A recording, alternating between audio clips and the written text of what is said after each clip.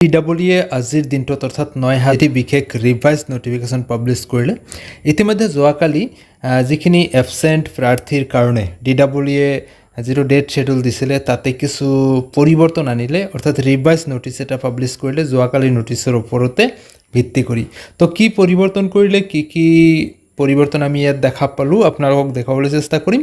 তো প্ৰথমৰ পৰা শেষলৈ ভিডিঅ'টো চাই যাব আৰু চেনেলটোত নতুনকৈ আহিলে নিশ্চয় ছাবস্ক্ৰাইব কৰি ৰাখিব।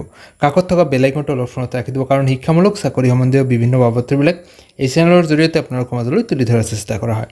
তো ইতিমধ্যে আমি যোৱাকালিৰ ভিডিঅ'টোত আপোনালোকলৈ প্ৰভাইড কৰিছিলোঁ যে এবচেণ্টি প্ৰাৰ্থীসকলৰ কাৰণে 11, 12 আৰু 14 এই তিনিটা ডেটত তেওঁলোকৰ শ্বেডিউল দিয়া হৈছে, আৰু সেই শ্বেডিউলত যিখিনি পৰিৱৰ্তন আহিলে সেই বিষয়ে এইটো ভিডিঅ'ত এইটো নটিচত উল্লেখ কৰিছে।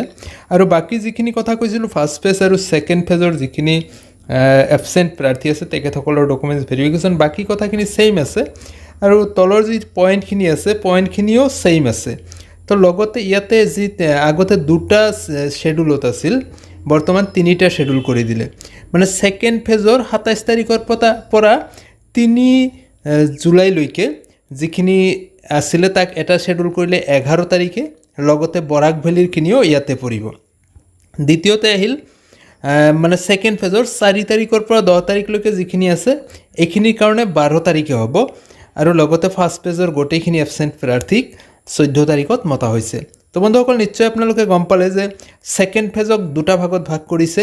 27ৰ পৰা 3 তাৰিখলৈকে যিখিনি আছে তাক কৰা হৈছে 11/7, আৰু যিখিনি 4 তাৰিখৰ পৰা 10 তাৰিখলৈ আছে সেইখিনি হ'ব 12 তাৰিখে, আৰু লগতে ফাৰ্ষ্ট ফেজৰখিনি 14 তাৰিখে হ'ব।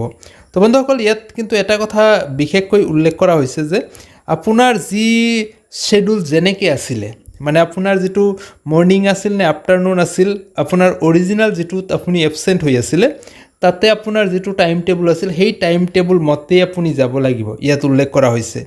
তো মনত ৰাখিব, আপোনাৰ এবচেণ্ট হৈ থকা লিষ্টখনত আপোনাৰ যেনেকুৱা ধৰণে টাইম শ্বেডিউল আছিলে ঠিক তেনেকুৱা ধৰণে আপুনি যাব লাগিব। নতুন ডেট বৰ্তমানে 11 হওক, 12 হওক আৰু 14 হওক যিটো হয় তাতে আপুনি যাব লাগিব। লগতে উল্লেখ কৰা হৈছে যে পুনৰবাৰ কৈ আছোঁ, যোৱাকালিও যদিও কোৱা আছিলে, এই 2 নম্বৰ পইণ্টটো বিশেষ গুৰুত্বপূৰ্ণ যে আপুনি এটা ভেলিড ৰিজনৰ কপি লগত লৈ যাব লাগিব আপোনাৰ এবচেণ্ট হোৱাৰ কাৰণ কি আছিলে। তো বন্ধুসকল, এই বিষয়ে এইটো ভিডিঅ'ত জনালোঁ। ভাল পালে নিশ্চয় লাইক কৰিব, যিমান পাৰে বন্ধু বান্ধৱীলৈ শ্বেয়াৰ কৰিবলৈ নাপাহৰিব।